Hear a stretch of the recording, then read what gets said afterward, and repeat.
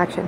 Hey everyone, welcome to the show this week. We're talking with a young trio coming out of New York. They're riding a wave of energy. A lot of people are connecting with this music. It can all be found on their debut LP, Human Ceremony. This is episode 144 of In It to Spin It with Sunflower Bean.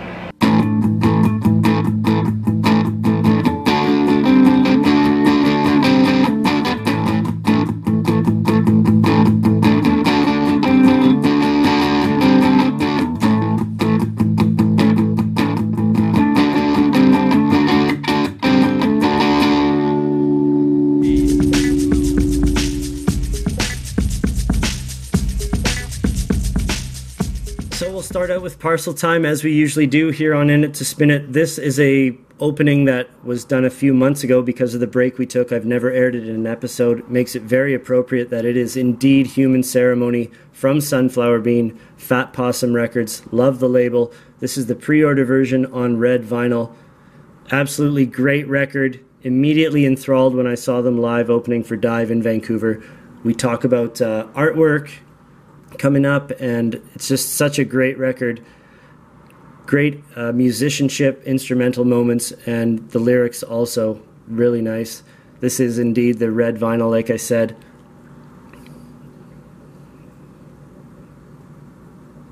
Fat Possum is always doing great stuff. One of my favorite labels for sure. But here we go. We'll check out Sunflower Bean and Human Ceremony on In It to Spin It.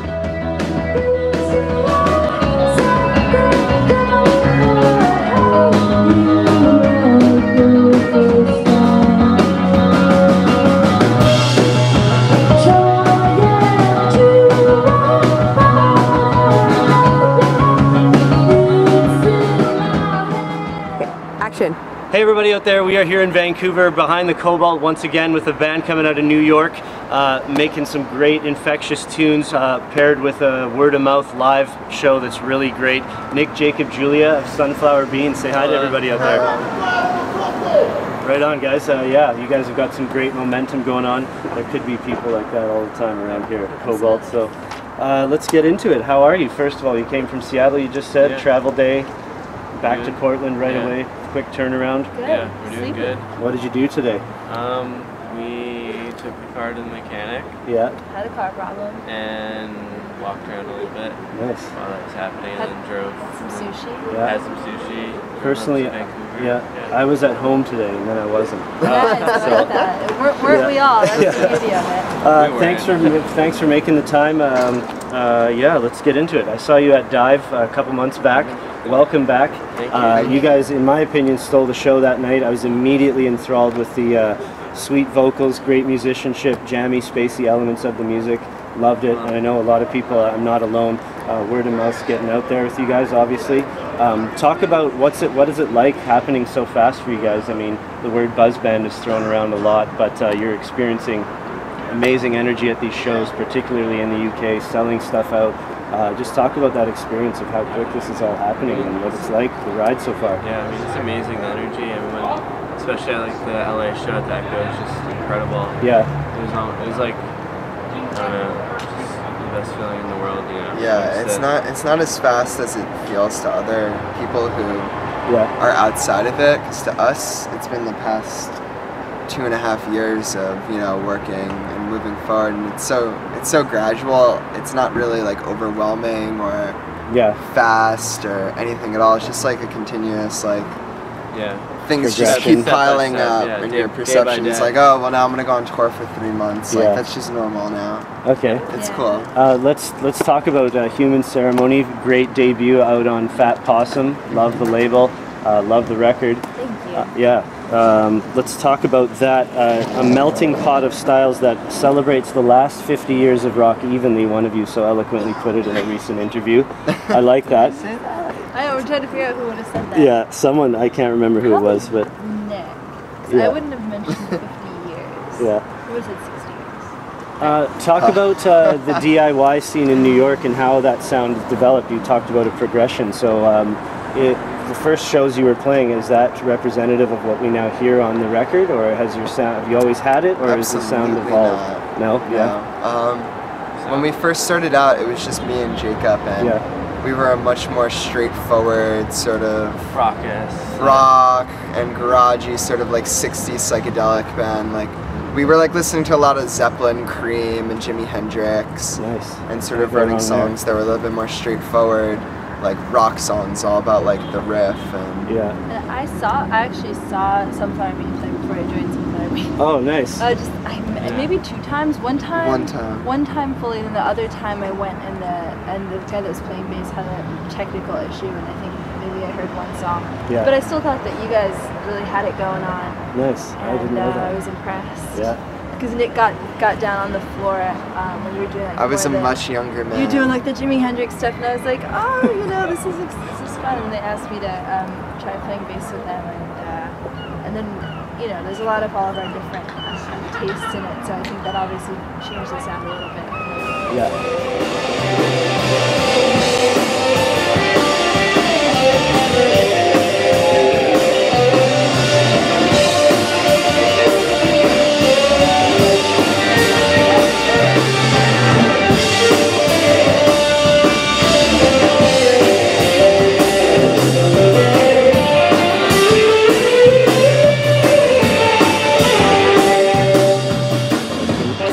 Just play straight album tracks, or are you open to improv and experimentation live? For instance, in the song "I Was Home," I find that middle to end jam. Yeah. I really love that part. Like I think it could be extended. Are you guys open to like? Not that I'm telling you what to do, but exactly, I wish it would last longer. It's so good. We have songs. About half the songs are songs that we play. Yeah. And then the other half are songs that like we find out. Yeah. And I think the songs that we find out about as they're playing are the ones that we like to play the most. And I would say about half of the songs have jams in them that go one or the other way each night. And if we're having a really good night, we'll have all 5 or 6 of them go really well. And then on a bad night, one of them will come out and I'll be like, Loop. Yeah. And the night you get all the equipment set up to do a live album, that's the night that happens.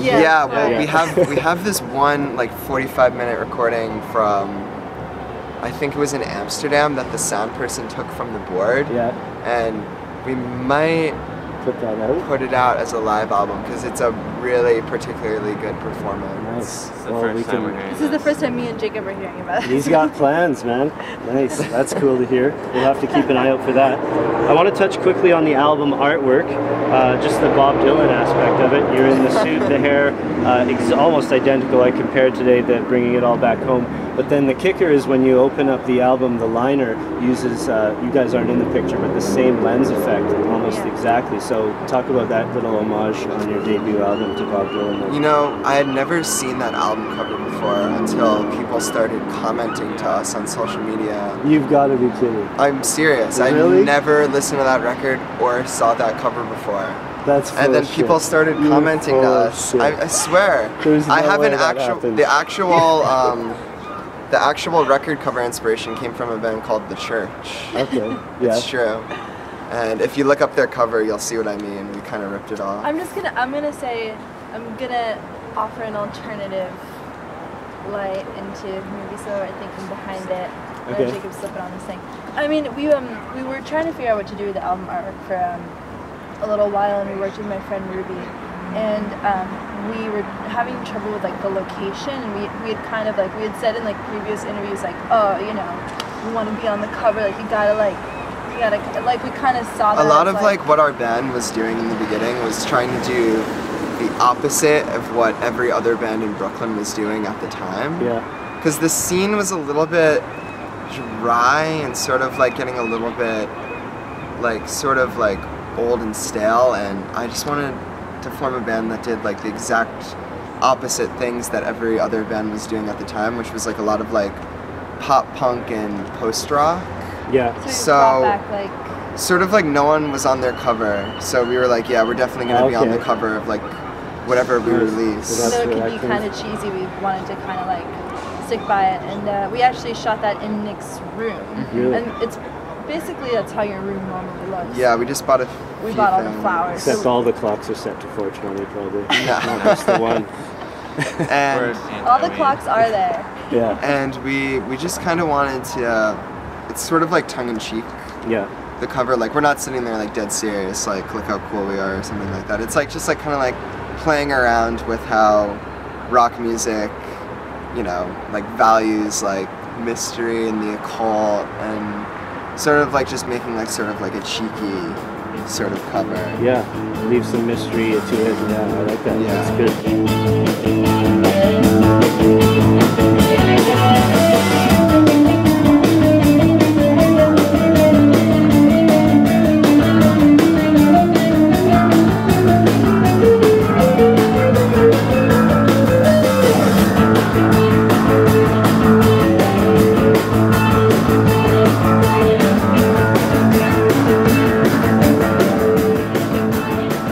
Let's hear this. Strangest thing about the music industry that you guys had no idea about that you've had to come to terms with and deal with quickly.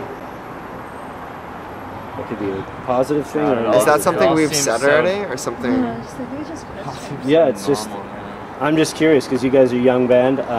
There's probably lots I don't know about the music industry. I was surprised at how closely people at labels pay attention to bands. Yeah. Because you know you never think that anybody's out there watching, and then there's so many people like keeping tabs on like what's Social going on. media It's and like stuff? like people will be like, oh, have you heard about this band? And it'll be a band that's like super low profile in New York that I don't think anyone's ever heard of. I'm like, yeah, how do you know about that? You know what I mean? Like you never realize that people higher up than just the musicians you're hanging out with, they're paying attention to what you guys are doing. Okay. You know, that there is like an eye like watching the music scenes. Yeah, it's their Kinda job. weird. Like Yeah. I never thought that people were like going to our shows and like telling other people who work in the music industry and stuff like that. Word of mouth. Okay, we'll do one last one that's a fun one. We'll go left to right. You've got a time machine. You can go backwards or, as one recent guest said, into the future to see an artist in their prime, living or dead. Who would it be? Oh no.